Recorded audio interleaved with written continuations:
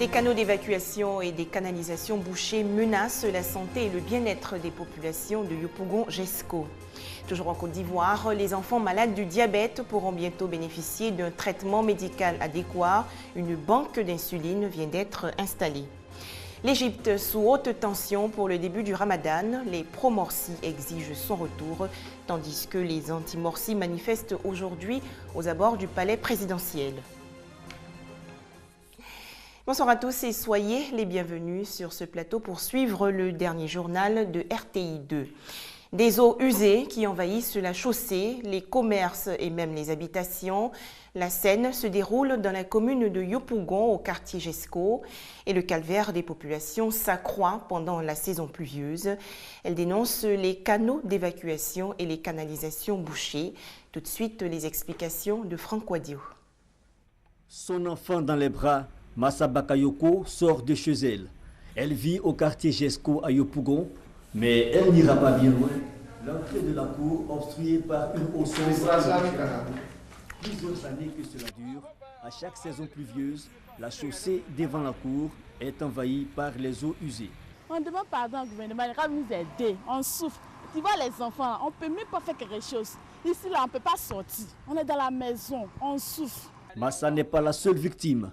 Son voisin immédiat, un vulcanisateur, pour les mêmes raisons, a du mal à exercer son métier.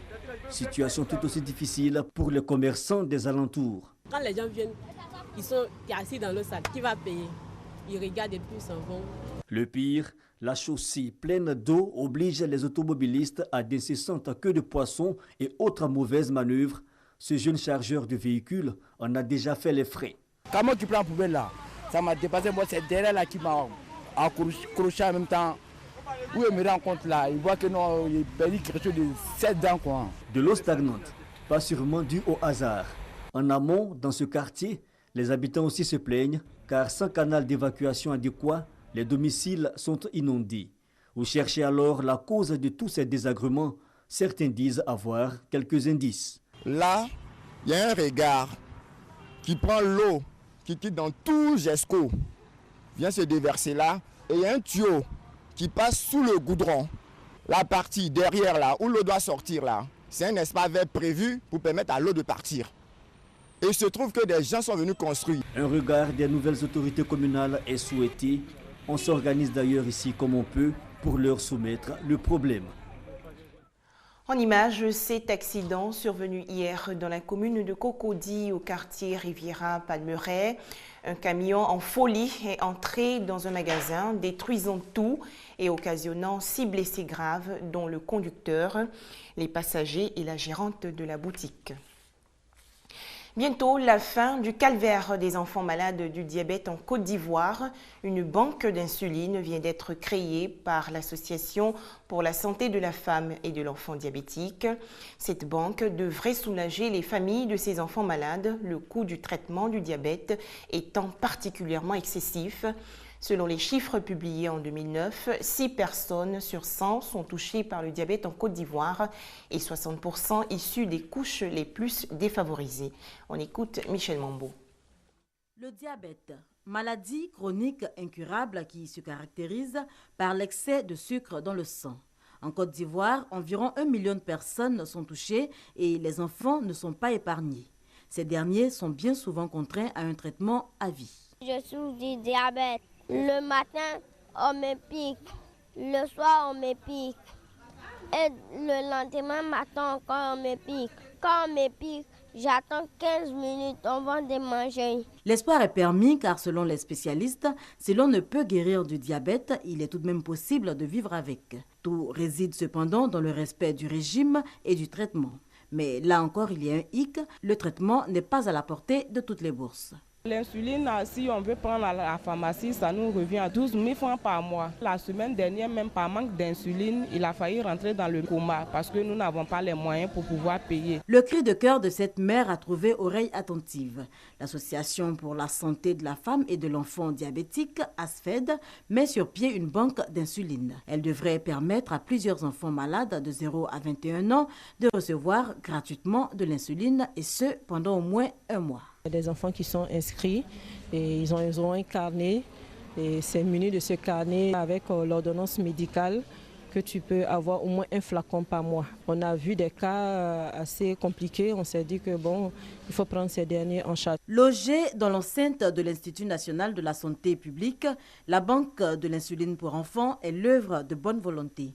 Pour sa pérennisation, l'association sollicite le soutien du gouvernement. On en vient maintenant aux actions du Fonds national de la jeunesse à l'intérieur du pays, notamment à Diawala et Mbengue. C'est dans le nord de la Côte d'Ivoire. Le FNJ a financé des projets dans le cadre de sa politique pour promouvoir l'emploi jeune.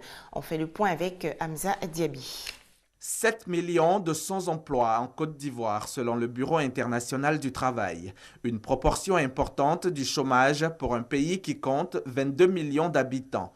Pour pallier le problème d'insertion socio-professionnelle des jeunes, mise en place du Fonds national de la jeunesse pour œuvrer sur toute l'étendue du territoire, d'où le financement de projets à Mbengue et Diawala. Le Fonds national de la jeunesse, c'est pour tous les jeunes de Côte d'Ivoire, les jeunes du nord, les jeunes du centre, les jeunes du sud.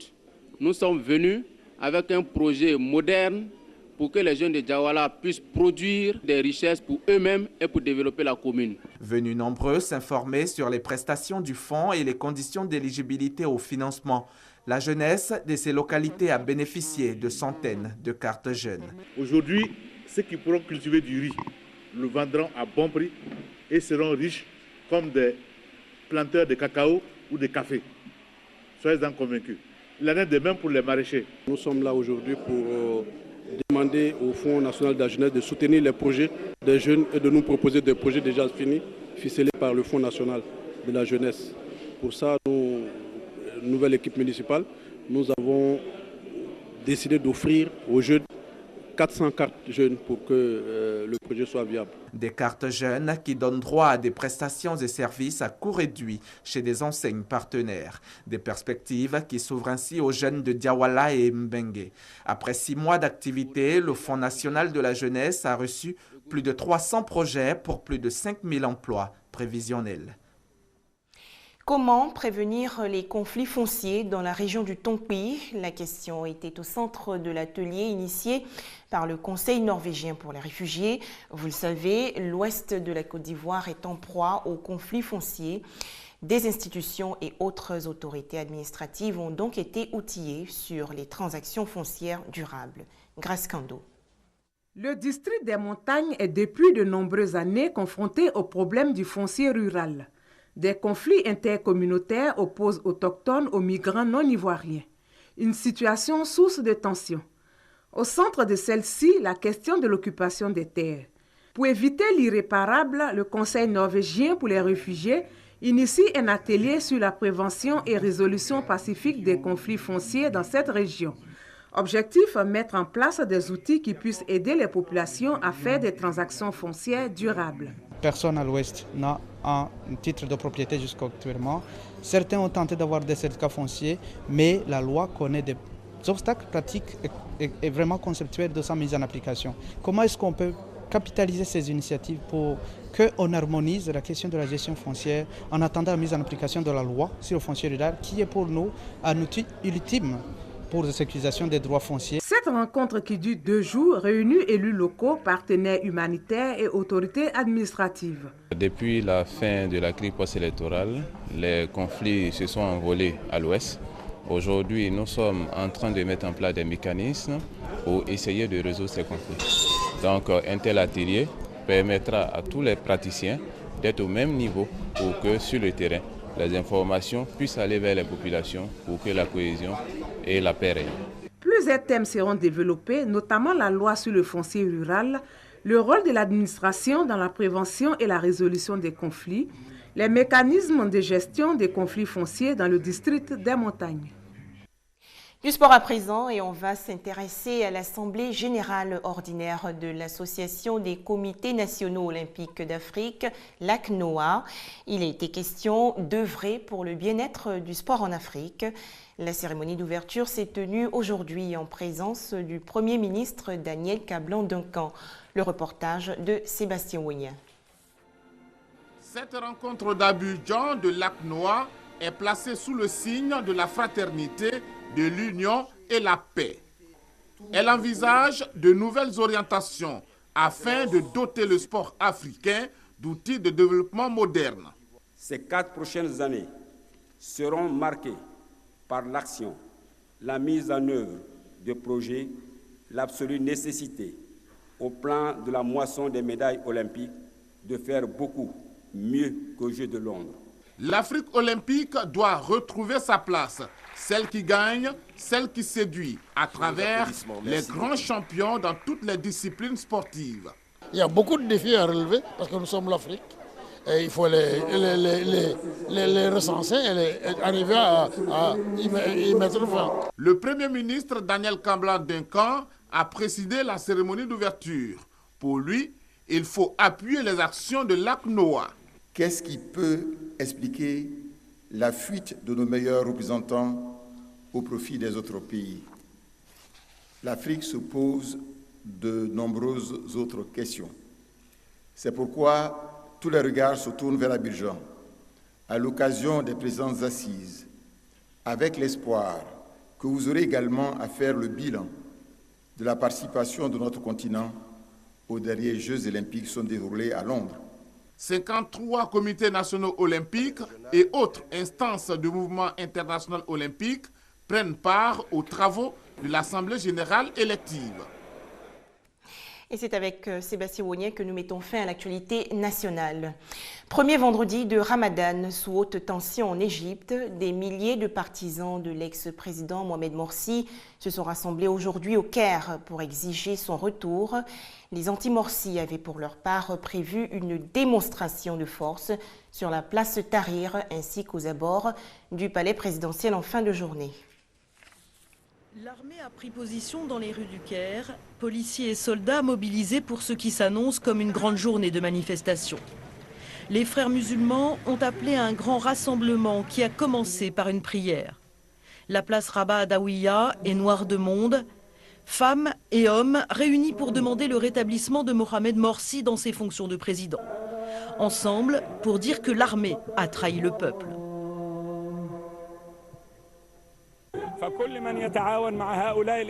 Tous ceux qui collaborent avec ces putschistes sont des traîtres à la révolution. Nous ne reconnaissons pas ce gouvernement et tout parti qui accepte de collaborer avec lui est un parti putschiste, un parti dictatorial, un parti qui se range aux côtés des traîtres et non des révolutionnaires. Les manifestants exigent le retour de Mohamed Morsi. L'ancien président n'est pas réapparu depuis son arrestation le 3 juillet. L'Allemagne a demandé au nouveau gouvernement de le libérer. Le pays reste sous tension. Les anti-Morsi ont eux aussi prévu une nouvelle démonstration de force aujourd'hui, ce qui fait craindre de nouvelles violences. 7 morts hier dans l'effondrement d'un immeuble résidentiel à Lagos au Nigeria. Les responsables des secours évoquent des défauts de construction, un problème récurrent dans cette ville surpeuplée. 7 personnes ont trouvé la mort jeudi au Nigeria dans l'effondrement d'un immeuble résidentiel de Lagos causé par des défauts de construction.